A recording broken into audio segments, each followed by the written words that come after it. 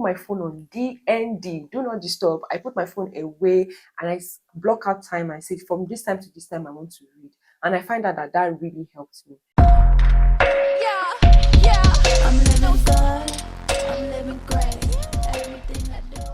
Yes, so today I'm going to be sharing tips for pharmacy students or masters. I'm currently a master's student. These tips have really come handy for me, and I know that it will come handy for you. Let's go into it. Number one, read ahead of time.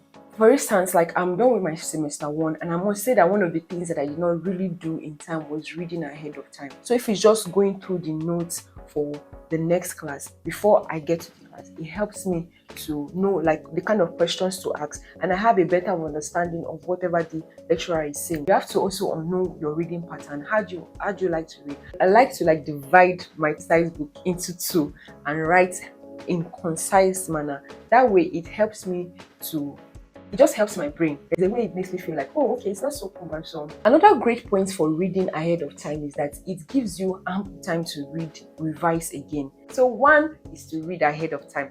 Number two, this one, you need it. You need it so much, and that is YouTube. Do not depend on your textbook. So apart from your textbook in school, use other material. There are various YouTube channels that you can find on whatever topic you want to explore. For each topic on in my lecture material, there are YouTube materials that are attached to it. So I go there to watch, and I notice that it helps with my understanding. Because sometimes when I'm reading my textbook, I don't really understand what they are saying. Like, what are you people talking about? So sometimes I go to the YouTube first, I listen, because I'm more of a visual person. I want to see what I am learning, right? So by the time I watch the YouTube videos and the examples they give, the real life experience, then I go back to read my lecture material. It now makes sense. Use YouTube. It's called University of YouTube for a reason. Number three is group study session. I don't do well in groups more than three. So if we're more than three, it's already a crowd for me. And one easy way out with group study is to read before the group study. Read ahead before the group study. So one, if you're already doing the number one, it will be easier for you for number three. So that when you come together, you're not just staying there, like not contributing or anything. And another advantage of group study is that there are some things that you might have missed while you were studying or when you were in the lecture that some other people in the group might know. Having this group study session just helps. So there's a way someone can explain it.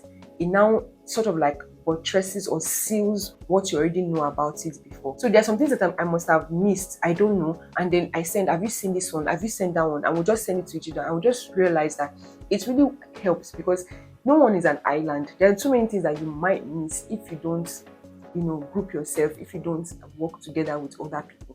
The next tip, which is number 4, right, is time management. In order to develop a schedule that will work for you, because it helps you to be more organized. You want to prioritize and focus, identify the most challenging topics, the most challenging courses, and devote more time to those ones. Develop a system for organizing your notes, lectures, and resources so that it is easier for you to access them later. You don't want to have them everywhere. All right. So this semester, I tried to get, let me show you. This is what I got this semester. I got this book for this coming semester because I wanted everything to be in one place. Before my last semester, I had 6 courses, so I had 6 notebooks, right? That works too for me though, because I just bring out the book I need to read for that day, and that helps. But sometimes maybe I quickly want to check something and I don't carry the book. Say I went to a cafe or library to read. Then I'm just like, oh my god, this book is at home. I quickly need to check something, trying to remember something from another notebook. Do you get me? Some people find typing better. They find like reading from their iPad better. I download my lecture materials on my iPad, and then I find it easier to read from my iPad than my laptop, because for me, how it works, that's how you have to know what works for you.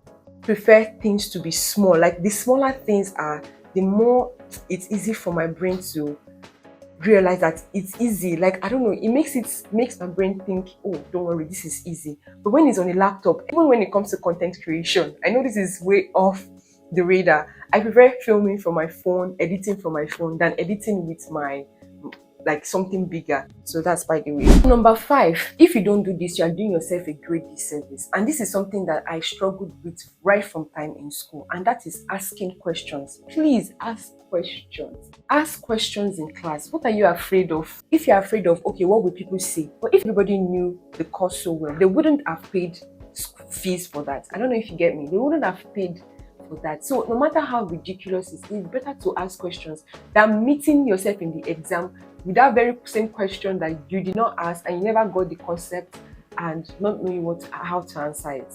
Ask questions. If there are things that the lecturer was not able to elaborate during the class, you can, after class, find some time, meet with them and ask them to elaborate on those concepts so that it's easier for you to understand. Or you can search, like I said, you go back to number 2, which is YouTube. Search on YouTube for you to understand. But if at that you don't still understand, then go and ask them. All right, they are there for you. Number 6 is flashcards. So make use of active learning. I check on past questions, MCQs. I try to answer questions on the topic I just finished reading.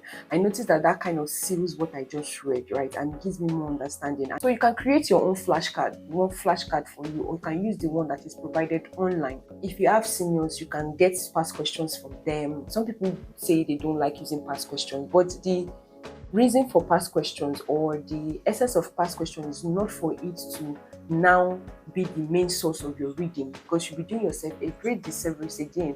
So what you want to be using past questions for is just for you to have an idea of how they ask the questions, the pattern of questions. Also test yourself. You want to practice, you can use mnemonics. But there are different reading styles. Some people like to connect link concept to another concept. Like some people like to use, maybe they are reading about a concept or about a topic and they would like to use their environment to connect. There's some times when I read and I use my environs to be able to remember what I just read, right? Just being able to connect something to another. Number 7 is distractions. This one, you need to keep away from distractions. You need focus. You need to focus, especially when during study time. You need to push away your phone. Like what I do is that I put my phone on DND, do not disturb. I put my phone away and I block out time. I say from this time to this time I want to read. And I find out that really helps me. For some people, they're still able to read when they're online, but for me, it doesn't work. If you're asking for my advice, I'll just say, try and do away with that. Your screen time should be lesser and you should focus more on your studies. If you want some sort of like distractions, you can just watch something on YouTube, right? For the time being, for them, always make sure to go back to your studies. Number 8, this one is so important for pharmacy students and just anybody, if you're in school at the moment, is to develop your communication skills. See, don't run away from opportunities that would help develop these communication skills. Maybe they need someone to spearhead a presentation or a group, take up these opportunities. Don't hide from it. Don't run away, because whatever you're running from, you still come and find it in the real world. Because you have to, as pharmacists, you're going to be out, you'll be communicating with your patients, you have to communicate with other healthcare providers. So you need to start practicing your communication skills right from now. Even your written communication as well. You want to be able to write well, clear and concise manner. But if you don't practice, you'll never get better. Take advantage of opportunities to present research findings or project work, presentation, any presentation opportunities. Grab it. Final one is to stay healthy, because if you're not healthy, you'll not be able to write your exams, you'll not be able to study, you'll not be able to do anything. So make sure to prioritize your sleep so that you have time to rest, you have time to sleep, you have time for fun, you have time to meal prep, have like really delicious meals, healthy meal, balanced diet, most especially avoiding burnout. So I hope these tips came in handy for 1, 2, 3 of you. I want to believe that maybe this is an exam season and you're watching this just to get some tips, and I hope these tips really would come in handy for you. Let me know if they did, and if you have any other tips that you think that would be helpful for other people, please make sure to write that in the comment section. And also let me know what other video ideas or topics you would like us to explore on this channel. My name remains Ijoma and I'm always here to serve you. And until next time that we'll see, stay blessed. All right, bye.